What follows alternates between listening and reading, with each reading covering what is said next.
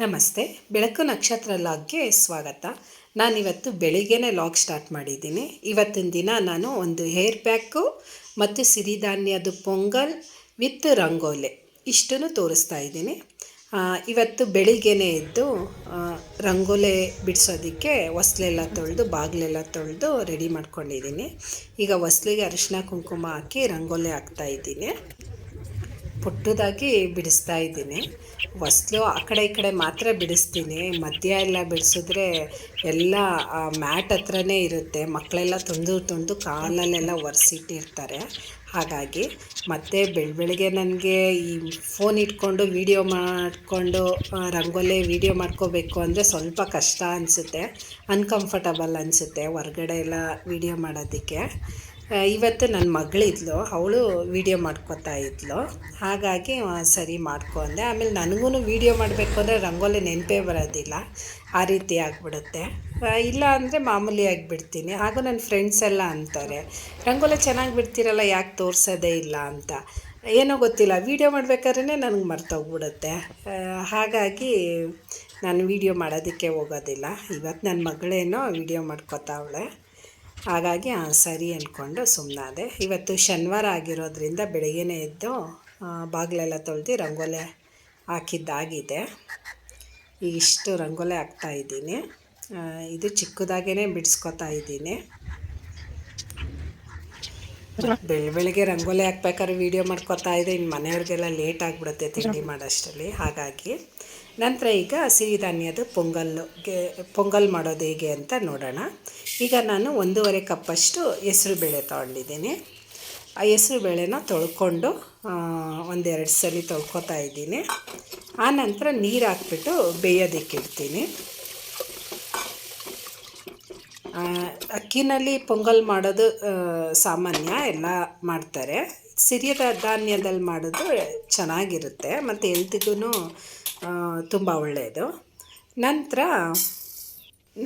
3 ಕಪ್ಪಷ್ಟು ಆರ್ಕ, ಸಿರಿಧಾನ್ಯದಲ್ಲಿ ಒಂದಾದಂತಹ ಆರ್ಕನ ಹಾಕ್ಕೋತಾ ಇದ್ದೀನಿ.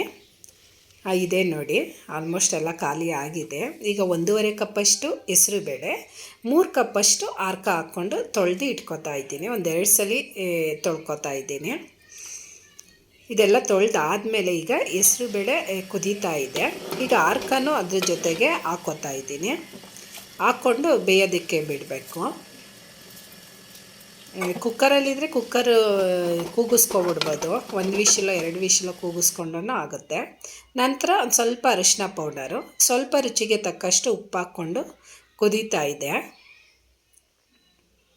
ಈಗೆಲ್ಲ ನೀಟಾಗಿ ಮಿಕ್ಸ್ ಮಾಡ್ಕೊ, ಆಲ್ಮೋಸ್ಟ್ ಅರ್ಧ ಆಗಿದೆ. ಈಗೆಲ್ಲ ಬೆಂದಿದೆ. ಆರ್ಕ ಮತ್ತು ಹೆಸರುಬೇಳೆ ನೀಟಾಗಿ ಬೆಂದಿದೆ. ನಂತರ ಇನ್ನೊಂದು ಸೈಡು ನಾನು ಕುಟಾಣಿಗೆ 1 ಸ್ಪೂನಷ್ಟು ಜೀರಿಗೆ, 1 ಸ್ಪೂನಷ್ಟು ಕಾಳು ಮೆಣಸು ಹಾಕ್ಕೊಂಡು ನೈಸಾಗಿ ಕುಟ್ಕೋಬೇಕಾಗುತ್ತೆ.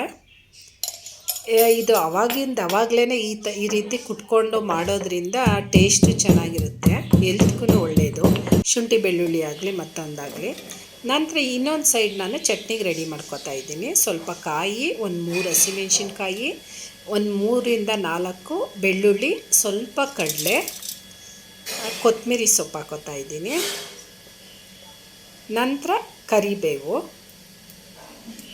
ಮತ್ತು ರುಚಿಗೆ ತಕ್ಕಷ್ಟು ಉಪ್ಪು ಹಾಕ್ಕೊಂಡು ಮಿಕ್ಸಿ ಮಾಡ್ಕೋಬೇಕಾಗುತ್ತೆ. ಈ ಪೊಂಗಲ್ಗೆ ಅಂದ್ರೇ ಕಾಯಿ ಚಟ್ನಿ ಕಾಂಬಿನೇಷನ್ನೇ ಟೇಸ್ಟ್ ಚೆನ್ನಾಗಿರುತ್ತೆ, ಅವೆರಡು ಕಾಂಬಿನೇಷನ್ನು. ಈಗ ಚಟ್ನಿ ರೆಡಿಯಾಗಿದೆ, ಅದೊಂದು ಸೈಡ್ ಇಟ್ಕೊಬಿಡೋದ. ಈಗ ಪೊಂಗಲ್ಗೆ ಒಗ್ಗರಣೆ ಹಾಕ್ಕೊಬಿಡ್ಬೇಕು. ಈಗ ಸ್ಟವ್ ಹಚ್ಕೊಂಡು ಒಂದು ಪಾತ್ರೆ ಇಟ್ಕೊತಾ ಇದ್ದೀನಿ.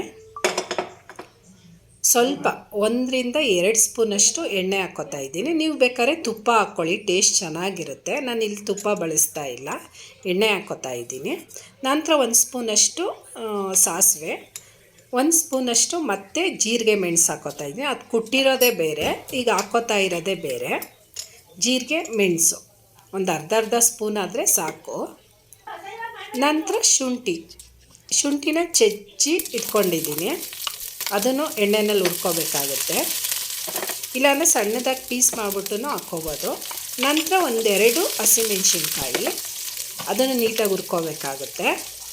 ನಂತರ ಕರಿಬೇವು ಹಾಕ್ಕೊಂಡು ಎಣ್ಣೆನಲ್ಲಿ ಹುರಿದು ಸ್ವಲ್ಪ ಗೋಡಂಬಿ ಹಾಕೋತಾ ಇದ್ದೀನಿ.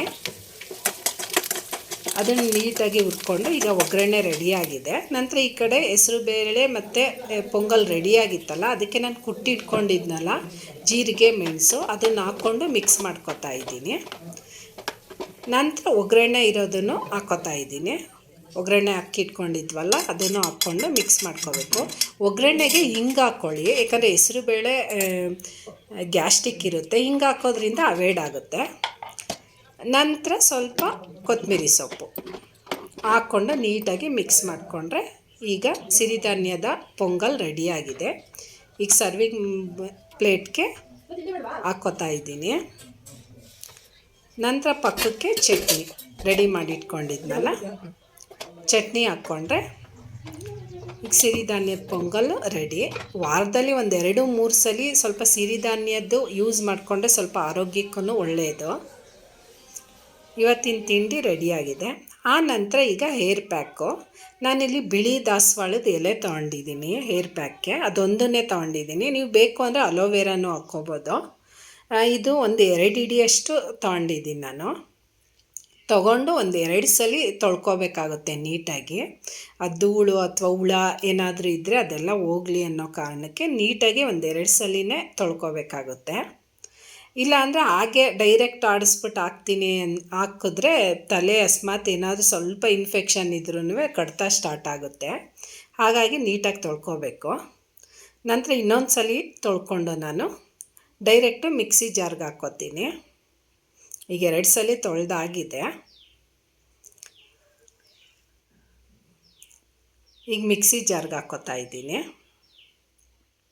ಹಾಕ್ಕೊಂಡು ನುಣ್ಣಗೆ ರುಬ್ಕೋಬೇಕಾಗುತ್ತೆ, ನೈಸಾಗಿರಬೇಕು. ತರಿ ಇದ್ದರೆ ತಲೆಗೆಲ್ಲ ಕೂದಲಿಗೆಲ್ಲ ಹಾಕ್ಬೇಕಾದ್ರೆ ಸ್ವಲ್ಪ ಪೌಡರ್ ಥರ ಉದುರೋಗುತ್ತೆ. ಹಾಗಾಗಿ ನೈಸಾಗಿ ರುಬ್ಕೋಬೇಕಾಗುತ್ತೆ. ನಂತರ ಒಂದು ಬೌಲ್ಗೆ ಹಾಕ್ಕೋತಾ ಇದ್ದೀನಿ. ಇದು ಲೋಳೆ ಥರ ಇರುತ್ತೆ. ಈಗ ತೋರಿಸ್ತೀನಿ ನಾನು. ಈ ರೀತಿ ಲೋಳೆ ಟೈಪ್ ಇರುತ್ತೆ ಇದು. ಈಗ ಹೇರ್ಗೆ ಅಪ್ಲೈ ಮಾಡೋದು ನೋಡೋಣ. ಈಗ ಹೇರ್ಗೆ ಅಪ್ಲೈ ಮಾಡೋದ. ನಾನು ಎಣ್ಣೆ ಅಪ್ಲೈ ಮಾಡಿದ್ದೆ, ಆ ಎಣ್ಣೆ ಮೇಲೇ ಹಾಕ್ಕೋತಾ ಇದ್ದೀನಿ, ಏನಾಗೋದಿಲ್ಲ. ಇದು ಹಾಕೋದ್ರಿಂದ ಸ್ವಲ್ಪ ಸಾಫ್ಟ್ ಅನಿಸುತ್ತೆ ಕೂದಲು, ವಿತ್ ಶೈನಿಂಗ್ ಬರುತ್ತೆ ಕೂದಲಲ್ಲಿ.